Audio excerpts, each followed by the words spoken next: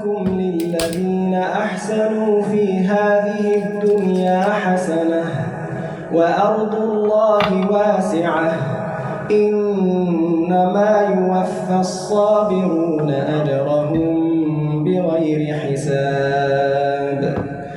السلام عليكم. كلنا جربنا نبدأ حاجة بحماس ونبطلها بعدها بأسبوع أو أسبوعين، جيم أو دايت أو كورسات أو الصلاة أو حتى إن إحنا نتوب. بس هل فكرت إن المشكلة ممكن ما تكونش فيك أنت؟ يمكن كنت بس محتاج إنك أنت تكمل يوم أو يومين زيادة. في الفيديو ده هقولك ليه الاستمرارية أهم من أي حماس بيجيلك في الأول، وإزاي حاجة صغيرة بتتكرر كل يوم ممكن تكون سبب في تغيير حياتك بالكامل. قل إني أمرت أن أعبد الله مخلصا له الدين وأمرت لأن أكون أول المسلمين.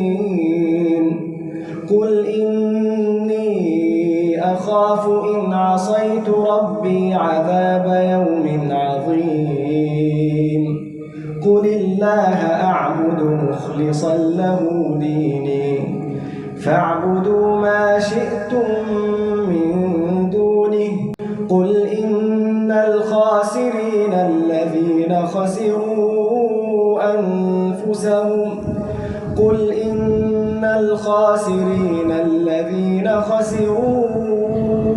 أنفسهم وأهليهم يوم القيامة ألا ذلك هو الخسران المبين. الفكرة إن أنا كنت دايما ببدأ بحاجات كتير وبكون حاسس إن أنا هوصل للي في دماغي، ولكن بقف ومش بكمل، وأحيانا برجع أحاول وأحيانا لأ.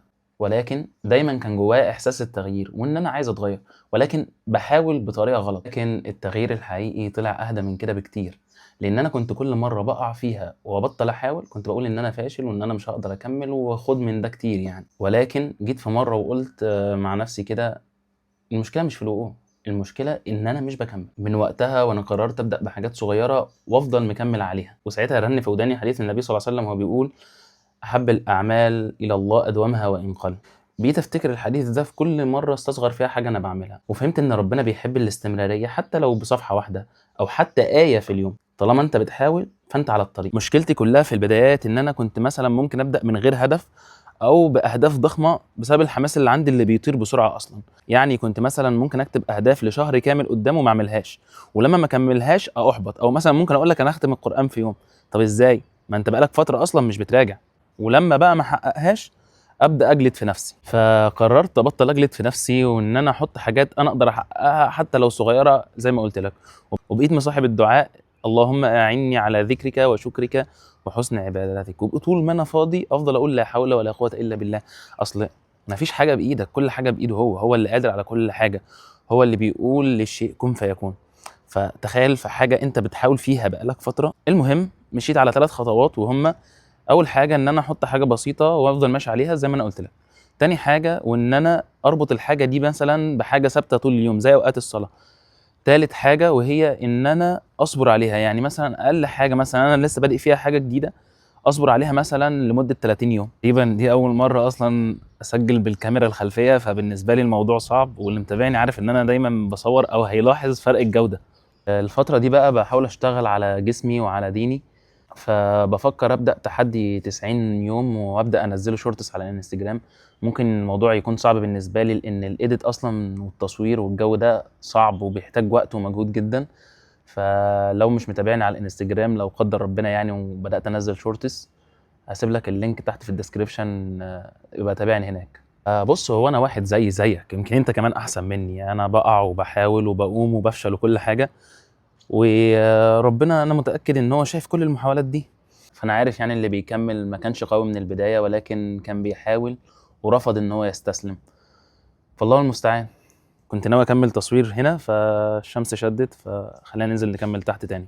ضمن الحاجات اللي انا بحاول اواظب عليها الفتره دي هي التمرين الصبح. مثلا احيانا بيظبط واحيانا لا، ولكن يعني خلينا نجهز وننزل على التمرين.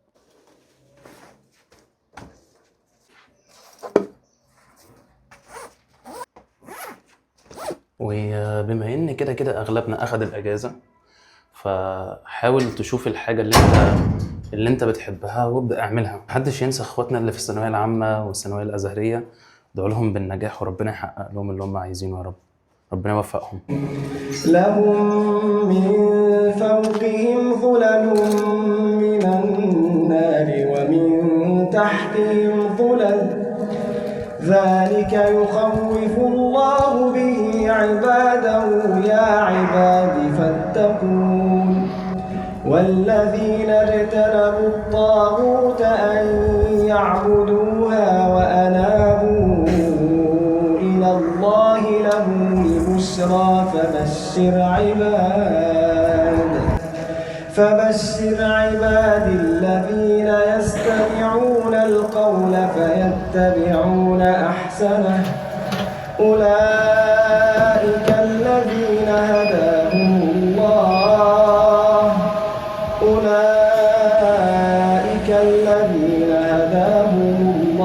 وأولئك هم أولو الألباب. لسه مخلص تمرين ومروح اهو، ولكن افتكرت قول ابن تيمية وهو بيقول الصبر والاستمرارية والانضباط سمة أهل الحق، والاضطراب والإرجاف سمة أهل الباطل. فشوف انت عايز تبقى أنهي واحد فيهم. عاد إليكم من جديد بعد فرهضة وتمرينة مميتة. وانا بقول كلام ابن القيم في الطريق افتكرت حديث، بس انا مش بحب اجيب الحديث واقوله من دماغي علشان ما اقولوش بغلط يعني. فالحديث بيقول: لا تزال طائفة من امتي قائمة على امر الله لا يضرهم من خذلهم ولا من خالفهم حتى يأتي امر الله وهم ظاهرون على الناس. فالحديث ده اولا فكرني باهل غزة، فمهما ايه حصل من الحروب ومهما ايه حصل ما ننساهمش من دعائنا، وربنا يجعلهم من الأمة القائمة على أمر الله بإذن الله. واستوقفني في الحديث كلمة قائمة يعني ثابتة ومستمرة مهما ايه حصل لها، رغم الخذلان ورغم المخالفة. والمكافأة ايه؟ المكافأة انهم ظاهرون على الناس، يجي يوم القيامة ظاهرون على الناس، فربنا يجعلنا منهم.